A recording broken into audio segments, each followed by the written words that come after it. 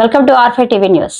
బాలికల పాఠశాలను యథావిధిగా కొనసాగించాలి. పీడీఎస్యూ పట్టణంలో గల బాలికల జిల్లా పరిషత్ హైస్కూల్ ను యథావిధిగా కొనసాగించాలని పీడీఎస్యూ ఆధ్వర్యంలో స్థానిక ఫైర్ స్టేషన్ సెంటర్ లో ఆందోళన కార్యక్రమం నిర్వహించడం జరిగింది. ఈ కార్యక్రమంలో పీడీఎస్యూ జిల్లా అధ్యక్షులు కాకినాని పాల్గొని ఆందోళన కార్యక్రమం ఉద్దేశించి ఆయన మాట్లాడారు. ఆయన మాట్లాడుతూ 1961లో పెట్టినటువంటి బాలికల పాఠశాల ఎంతో మంది బాలికలు చదువుకొని ఉన్నత స్థితికి వెళ్లారని, అటువంటి ప్రత్యేకమైన బాలికల పాఠశాల ఎందుకు బాలికలాగా మార్చాలని వస్తుందో జిల్లా విద్యాశాఖ అధికారి ఇప్పటిదాకా స్పష్టమైన ప్రకటన చేయలేదని అన్నారు. పాఠశాలలో 500 మంది విద్యార్థులకు మంచి సంఖ్యతో పాఠశాల నడుస్తున్నప్పటికీ పాఠశాల అనుబంధంగా మరొక 400 మంది విద్యార్థులు సాంఘిక సంక్షేమ హాస్టల్లో జాయిన్ అయ్యి చదువుకుంటున్నారని, ఈ రోజు బాలికల పాఠశాలగా మార్చితే ఆ పాఠశాలలో జాయిన్ అయినటువంటి బాలికలు సంఖ్య గణనీయంగా తగ్గిపోతుందని కాకినాని ఆందోళన వ్యక్తం చేశారు.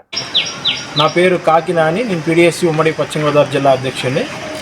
ఈరోజు చింతలపూడి పట్టణంలో పీడీఎస్యూ ఆధ్వర్యంలో ఏదైతే చింతలపూడి పట్టణం ఉన్నటువంటి గర్ల్స్ బాలికల పాఠశాలని యథావిధిగా కొనసాగించాలని పీడీఎస్సీగా డిమాండ్ చేస్తా ఉన్నాం. 1961లో పెట్టినటువంటి యొక్క గర్ల్స్ పాఠశాల వల్ల దాదాపు 500 మంది ఆడపిల్లలు అక్కడ చదువుకునే పరిస్థితి ఉంది. ఆ యొక్క పాఠశాలను ఆనుకొని ఏదైతే హాస్టల్ ఉందో హాస్టల్లో కూడా దాదాపు 400 మంది విద్యార్థులు ఈరోజు చదువుకుంటూ ఉన్నారు. అయితే చింతలపూడి పట్టణంలో ఇప్పటికే 2 కోఎడ్యుకేషన్ పాఠశాలలు ఉన్నప్పటికీ కూడా బాలికల పాఠశాలను తీసుకెళ్లి సపరేట్గా మళ్ళీ కోఎడ్యుకేషన్ మార్చడం అంటే దీని వెనకాల పెద్ద ఎత్తున కుట్ర జరుగుతూ ఉందని అర్థమవుతూ ఉంది.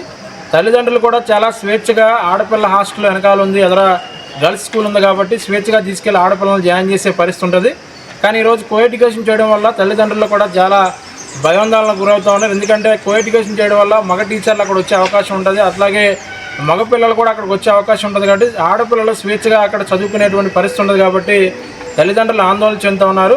కాబట్టి స్థానిక ఎమ్మెల్యే గారు కూడా ఈ యొక్క విషయాన్ని పరిగణలోకి తీసుకొని ఏదైతే బాలికల పాఠశాల ఉందో దాన్ని యథావిధిగా కొనసాగించే విధంగా చర్యలు తీసుకోవాలని కూడా మేము పీడీఎస్సీగా డిమాండ్ చేస్తాను.